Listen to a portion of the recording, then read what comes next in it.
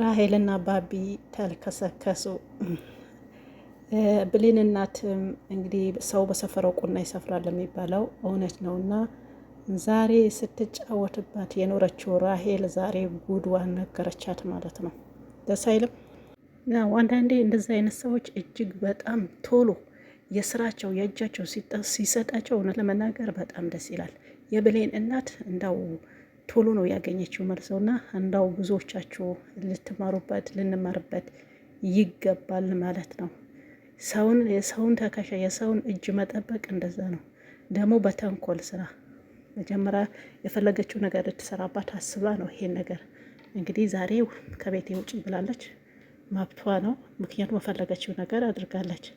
ሌላ ባቢና ጽናት የመጨረሻ መለያ ደረጃ ደርሳለች። እሱም ጸጋ ከሰከሰች ያለ ሰውየው በግድ ሳይፈልግ አጠጥታ በመጠጥ ያው አብሯ አደሩ ነው አመሹ ነው በቃ ያን በሉት ማለት ነው። ስለዚህ የምትይዘው መረጃ ይዛለች።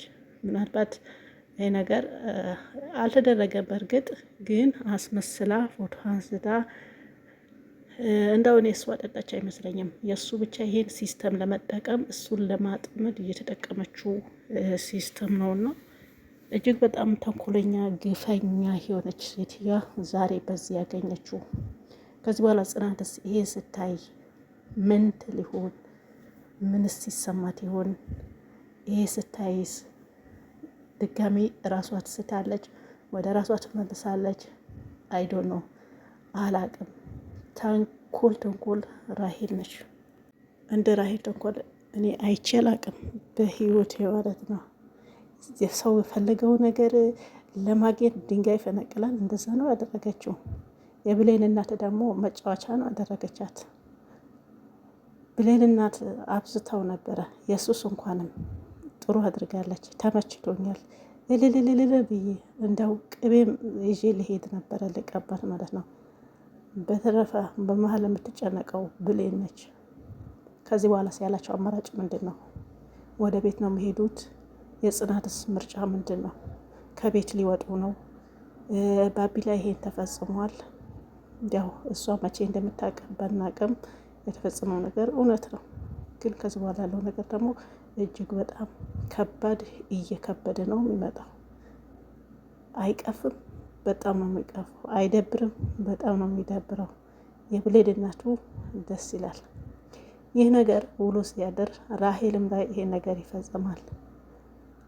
ባቢ የእውነት ይሄን ነገር አምኖ ሳይፈራ እንዲህ ነገር አድርገኛለች ብሎ ጽናት ቢነግራት በእርግጠኝነት ጽናት ትቀበለዋለች። ግን ራሱን ፈርቷል። በጣም ነው ፈራው። እሷም ደግሞ አስፈራርተዋለች፣ ቀርጻ ወደ እሱ ማስተላልፋለች። ስለዚህ ሌላም አካል ጋር አለ ማለት ነው። አስገድዶ ደፍሮኛል ማለት ትችላለች።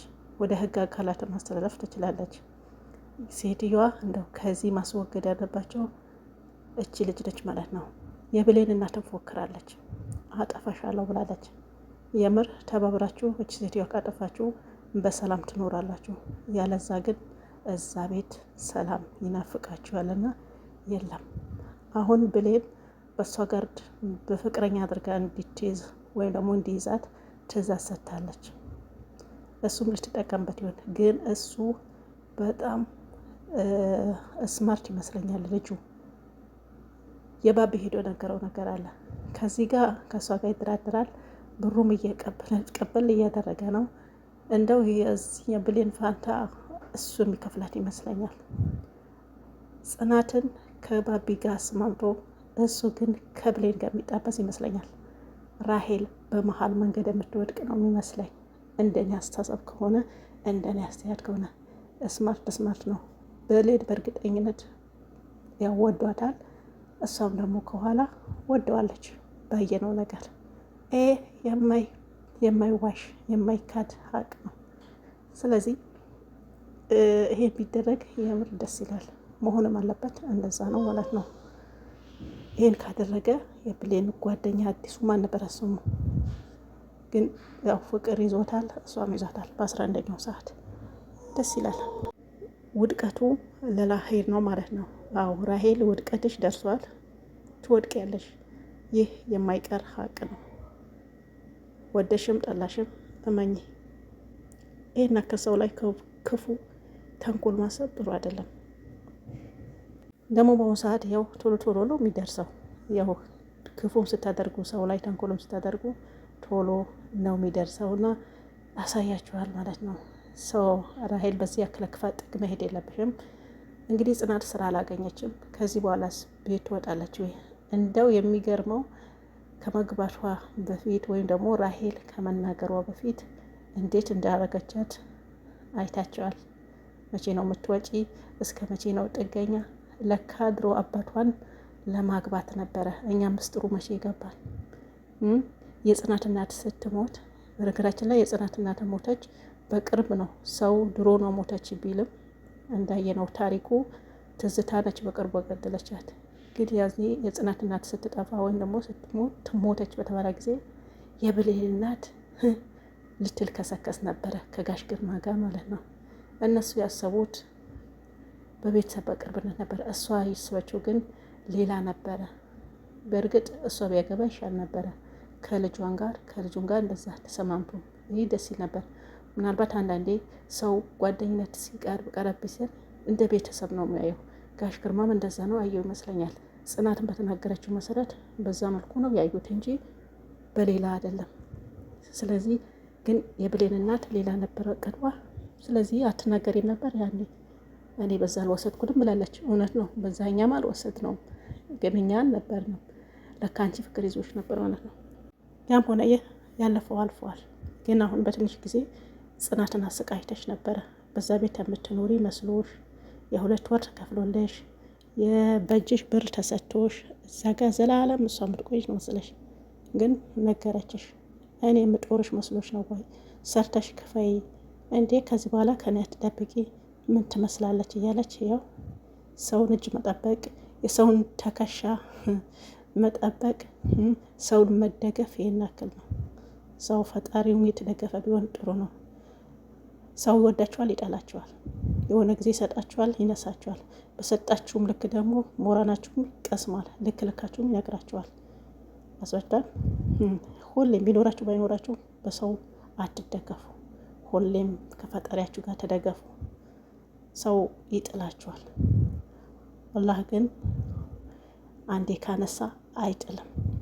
ስለዚህ ሰው ላይ የምትደገፉ የሰው እጅ የምትጠብቁ ሙሉ ለሙሉ ሰው ላይ እንትናችሁ ከጣላችሁ ያው እንደ ራሄል አውጥቶ ይጠላችኋል ማለት ነው። ስለዚህ አሪፍ ትምህርት ነው። ብሌን እናት የእጅሽ ነው አገኘሽው፣ ምንም ማድረግ አይቻልም። እንዳው ሲያንስሽ ነው። ይሄ ከመንገሯ በፊት የጽናት እንዴት እንዳረግሻት አይተን ነበረ። እቺ ልጅ አባቷ እስር ቤት ያለው ነገር ታውቂያለሽ። ያ ሁሉም ስታዝኒ ቀርተሽ በዚህ ሁኔታ ማንከራተት አልነበረብሽም። ግን በደቂቃዎች ተገለበጠ። ውጪ ከቤቱ ከባልሽ። ከዛ በኋላ ምን ትይ ነው? እና ጽናት አባት ልታገቢ ከሆነ መጀመሪያ ያን ያተናገሪም ነበር። ግርማ እኔ እወድሃለሁ፣ እኔ አፈቅርሃለሁ፣ ትዝታን አታግባት ነበረ። ይህን ያክል ፍቅር ካለሽ እነሱ ጠንቋይ አይደሉም፣ አያውቁ። አንቺ እስከምትወጃቸው ድረስ አንቺ ብትናገሪ ምን ባሉ ነበረበት ያኔ። አሁን ሁሉም ነገር ከተስከተ በኋላ እንዲህ ነኝ ማለት ከባድ ነው። ይሄ ነገር ያስተምርሻል። የማነች የብሌን እናት ተማሪበት እና እስከምትወጡም ድረስ ጽናትን ወደዛ ወደዚህ ማለት ይቅርብሽ። ይህን ያስተምርሻል። ወይም ደግሞ ስትወጡም ይዘሻል ሂጂ። ትልቅ ትምህርት ነው። አንቺም ተማሪበት ለማለት ያህል ነው። በሰፈሩት ቁና ይሰፈራል የሚለው ይሄ አባባል ይመስለኛል፣ ባልሳሳት ማለት ነው። ባቢማ ይዞ የደረሰብህ ነገር ከባድ ነው፣ ያሳቅቃል። ይሄን አምኖ መቀበል እጅግ በጣም እንትን ነውና የጽናት ይቅርታ ጠይቃ ሳትቀደም መቅደም መናገር ነው ያለብህ። ቆሽሽ ያለው እኔ አንቺ አልሆንም ስትል ነበረ ዛሬም። ግን አሁንም እውነታውን ነግረህ አባብላ እንደምን ብላ በመጠጥ እንደዚያ እንዳደረገችህ ንገራት። ያኔ ታምናሃለች ጽናት ማለት ነው። ውሸት አይሁን እንጂ እውነታው ከተናገርክ የምር ታምናሃለች። ሳትቀደም ቀደም ነው ብለህ ሰውየው። አሁን እንደዛ ይሻላል። ጽናት የትም አትሄድም። መጨረሻ አንተና ጽናት ትጸድቃላችሁ፣ እስከ መጨረሻ ትሆናላችሁ። ማንም ራሄልም ገደል ትግባ ከፈለገች ማለት ነው። በተረፈ ዛሬው ይሄን ይመስላል። ሰላማችሁ ይብዛ። ያው ባቢና ጽናት ይቀጥላሉ። ባይ ባይ። ላይክ አድርጉ።